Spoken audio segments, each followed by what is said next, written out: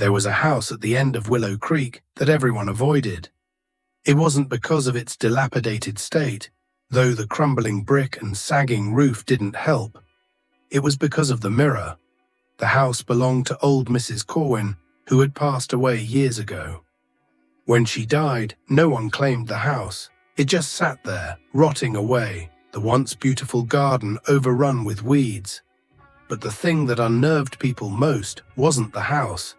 It was the mirror in the front hall, a massive antique piece with a frame of twisted vines and roses.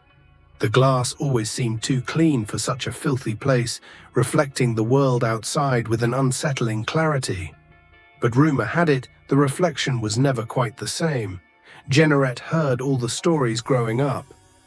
As a child, she used to laugh with her friends about the crimson mirror, how it showed you things you didn't want to see, things that couldn't possibly be real. But that was before the nightmares started.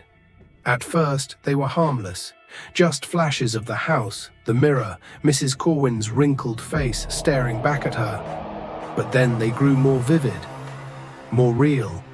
Jenaret would wake up drenched in sweat, the image of herself standing before the mirror burned into her mind.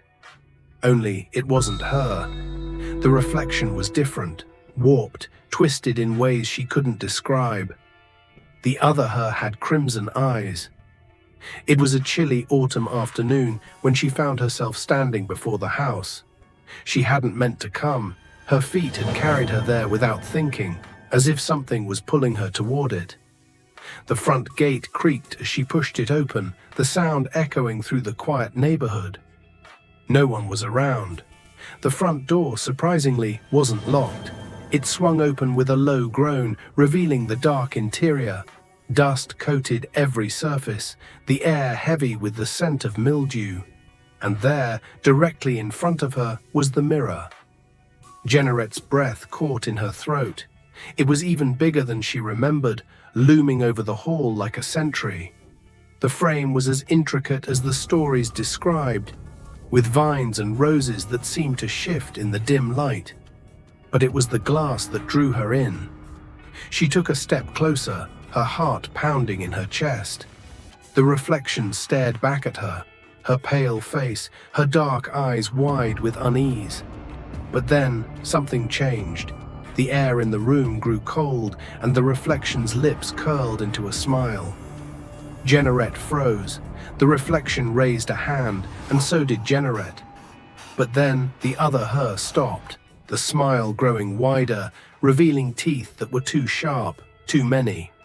Her crimson eyes gleamed with malevolence.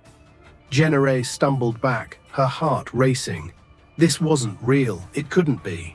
She turned to leave, but the door slammed shut behind her. The house creaked and groaned, as if alive. Her reflection moved again, pressing its hand against the glass. For a moment, Jenaret thought she saw the vines in the frame twist and writhe like living things. Then the reflection stepped out of the mirror. Jenaret screamed, stumbling backward as the twisted version of herself emerged from the glass. The air was thick with the stench of decay, and the floorboards creaked under the weight of the thing that shouldn't exist.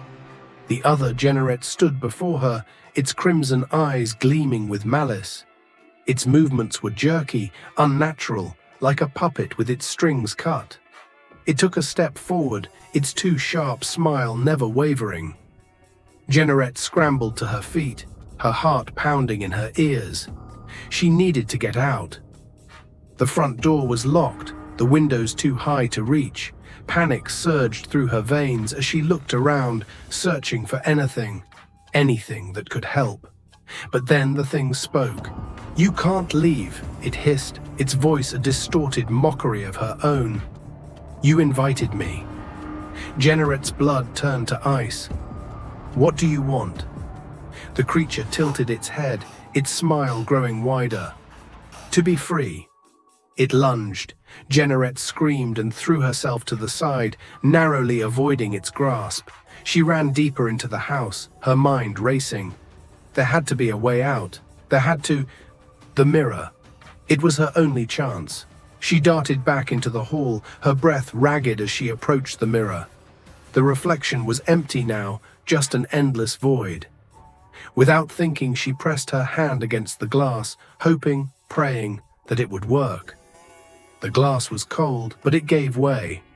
A terrible scream echoed behind her as the creature was dragged back into the mirror, its form twisting and contorting.